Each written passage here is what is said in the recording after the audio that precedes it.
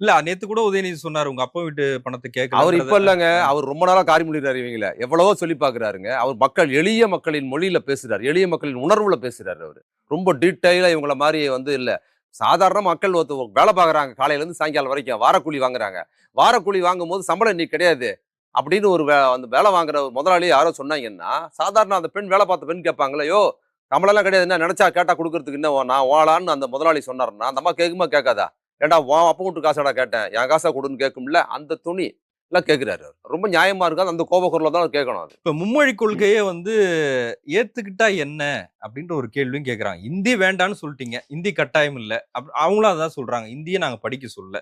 3வது மொழிய படிக்க சொல்றோம். 3வது மொழிய ஒரு திராவிட மொழிகள படிச்சா என்ன? மலையாளம் படிச்சா ஏன் என்ன? நான் என்ன சொல்றேன், அத பத்தி உனக்கு ஏன் கவலைங்கிற?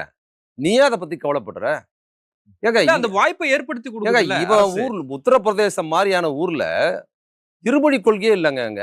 அவன் ஒரு மொழி கொள்கை கூட இல்ல அவன் ஊர்ல.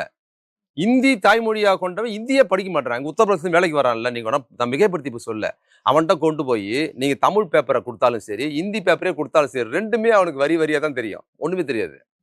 நீங்க அவனுக்கு இங்கிலீஷ் எந்த மொழிய குடுத்தா இந்தி பேப்பர் கொண்டு போய் குடுத்துட்டு, நீ இதான் தமிழ்னு சொன்னா, அப்படியா? அப்படிதான் கேட்பான் அவன். தெரியல அவனுக்கு. இந்தி தாய்மொழியா இருக்கிற உத்தரப்பிரதேசத்துக்காரன இந்தி படிக்க வைக்க மாட்ற.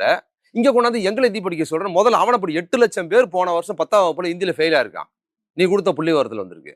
உங்களுக்கு வெட்கமா இல்லையா? இந்தி தாய்மொழியா இருக்கிற ஊர்ல, இந்தி எழுத படிக்க தெரியாதவன் கோடிக்கணக்குல இருக்கிறான். குழந்தைகள் படிக்கிறதுக்கு வாய்ப்பு இல்ல. அப்படியே படிச்சாலும் பிட் அடிச்சு படிக்க விடுறாங்க. 8,00,000 பேர் இந்தியில ஃபெயிலா இருக்காங்க. இந்தியில கொஞ்சம் பேர் பாஸ் பண்ணிருக்கு. பிட் அடிச்சு பாஸ் பண்ணிருக்காங்க. நம்ம பார்த்தோம்ல செவுருல எல்லாம் பிட் சப்ளை பண்றதெல்லாம் பார்த்தோம் நீங்க இந்த பள்ளிக்கூடத்துல. புள்ளிவிவரம்லாம் நீங்க எங்க எடுத்தீங்க? ஏன் புள்ளிவிவரம் அவங்க குடுக்குற புள்ளிவிவரம் தான். எங்ககிட்ட புள்ளிவிவரமா? அவங்க குடுக்குறதா நாங்களா எடுக்கிற நாங்களா போய் பார்த்துட்டு வந்தோம். அவங்க குடுக்குற புள்ளிவிவரம் தான் அது. ஒண்ணும் இல்ல. இங்க எந்த ஃபண்ட் குடுக்குறது இல்ல. நான் காசு குடுக்க மாட்டேன், அது குடுக்க மாட்டேன்னு சொல்றாங்க. ஆனா ஒன்றிய அரசு நிறுவனத்திலிருந்து குடுக்குற அறிக்கை என்ன இருக்கு? இந்தியாவிலே தமிழ்நாடு தான் முதல் இடம் இருக்குதுன்னு குடுத்து. நம்மளா குடுத்தோம் அவங்க தானே குடுக்குறாங்க. நம்ம நம்ம முதல்ல இருக்கிறோம் இந்தியாவிலேங்கிற அறிக்கை நம்ம குடுக்கலங்க. இல்ல இப்ப அவங்க சொல்றத ஏத்துக்கிட்டா இல்ல இன்னும் கூட இல்லைங்க. அது வேற. வளரலாம்ல. நான் என்ன சொல்றேன், நீ பணமே குடுக்க மாட்ற, எங்களுக்கு எதிரா 10 பைசா குடுக்க மாட்டேன்னு மிரட்டுற பாண்ட் பேப்பர வச்சுக்கிட்டு. என்ன?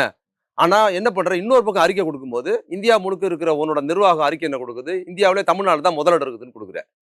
அத அவங்க தானே குடுக்குறாங்க. நம்ம மேல பிரியத்துல குடுக்குறாங்க. உண்மைய சொல்லி தான் ஆகணும். நீங்க ஏன் அது உத்தரப்பிரதேசத்தோட மாரி கம்பேர் தான் பண்றீங்க? இந்தியில பீகாரோட ஃபெயில் கம்பேர் ஆகணுங்கிற அறிக்கை பண்றீங்க? அவங்க நீங்க ஏன் உத்தரப்பிரதேசோட கம்பேர் பண்றீங்க? பீகாரோட கம்பேர் பண்றீங்க? நீங்க ஆஸ்திரேலியாவோட கம்பேர் பண்ணுங்க. ஆமா. அதத்தான் சொல்றோம். ஆஸ்திரேலியாவ தானே கம்ப்ளைண்ட் பண்றோம். இப்போ அமெரிக்காவோட கம்பேர் ஏங்க பண்ணுங்க. இவங்க ஹிந்தி படிக்க சொல்லிட்டு, நம்மள உத்தரப்பிரதேஷ் கூப்பிடுறாய்ங்க. நான் இங்கிலீஷ் படிச்சுட்டு அமெரிக்காவுக்கு போறான் நம்ம ஆளு.